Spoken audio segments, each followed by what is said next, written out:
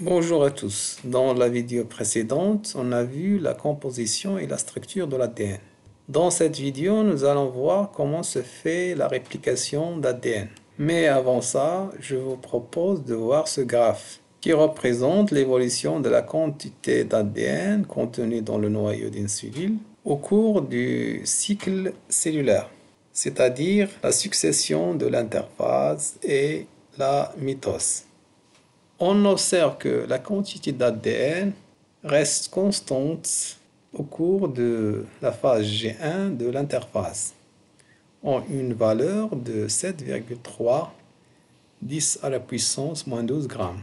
Par ailleurs, lors de la phase S, cette quantité augmente de 7,3 à 14,6 10 à la puissance moins 12. Ça veut dire il double. Puis reste stable pendant la phase G2 de l'interphase en 14,6 10 à la puissance moins 12 grammes. Lors de la mitose, on observe que cette quantité passe de 14,6 10 à la puissance moins 12 grammes à 7,3 10 à la puissance moins 12 grammes, donc pour revenir à sa valeur initiale. Cela montre qu'avant la mitose, la cellule synthétise l'ADN lors de la phase S de l'interphase. S vient de synthèse. On parle de la réplication d'ADN. En phase G1 de l'interphase, les chromosomes ont l'aspect de chromatine filamenteuse. On dénombre un nucléofilament par chromosome. Ce nucléofilament contient une molécule d'ADN composée de deux brins antiparallèles 3', 5' et 5', 3'.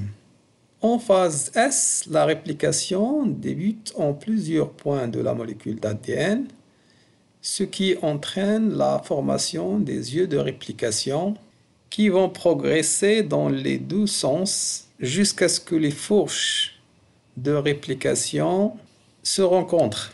Plusieurs enzymes et protéines sont nécessaires pour la réplication, notamment hélicases, primases, des polymérases, ligases, etc.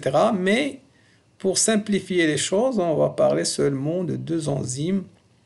La première, c'est l'hélicase, qui permet la rupture des liaisons hydrogènes présentes entre les deux brins de l'ADN, donc l'ouverture de la molécule d'ADN. La deuxième enzyme, c'est l'ADN polymérase, qui va permettre la polymérisation des nucléotides pour la synthèse des brins complémentaires néoformés à partir de chaque brin parental, brin matrice, ici en bleu. Vu que l'ADN polymérase synthétise dans le sens 5', 3', la réplication sera différente selon le sens du brin matrice. Une synthèse continue pour le brin matrice orienté 3', 5'. Et une synthèse discontinue pour le brin matrice orienté 5', 3'. Dans ce cas, on obtient plusieurs fragments appelés fragments de Okazaki, du nom du biologiste japonais Tsuneko Okazaki. À l'issue de la réplication, on obtient deux molécules filles d'ADN identiques, constituées chacune d'un brin parental, ici en bleu, et d'un brin néoformé, ici en rouge. On qualifie cette réplication de semi-conservative. Ainsi, chaque nouvelle molécule possède la même séquence que la molécule d'ADN initiale. Après la fin de la réplication, les deux molécules d'ADN ne restent solidaires que par le centromère. Et on obtient un nucléofilament dédoublé, décondensé en phase G2 de l'interphase. Lorsque la cellule entre en mitose, la condensation des nucléofilaments donne des chromosomes bichromatidiens. Chaque chromatide contient la même molécule d'ADN c'est-à-dire la même information génétique. Lorsque les deux chromatides se séparent au cours de l'anaphase, les futures cellules vont recevoir la même information génétique. C'est la réplication des molécules d'ADN au cours de l'interphase, puis leur répartition équitable lors de l'anaphase de la mitose qui permettent la conservation de l'information génétique lors de sa transmission aux cellules filles. Pour récapituler, la réplication d'ADN a lieu pendant la phase S de l'interphase. Elle permet de copier l'information génétique.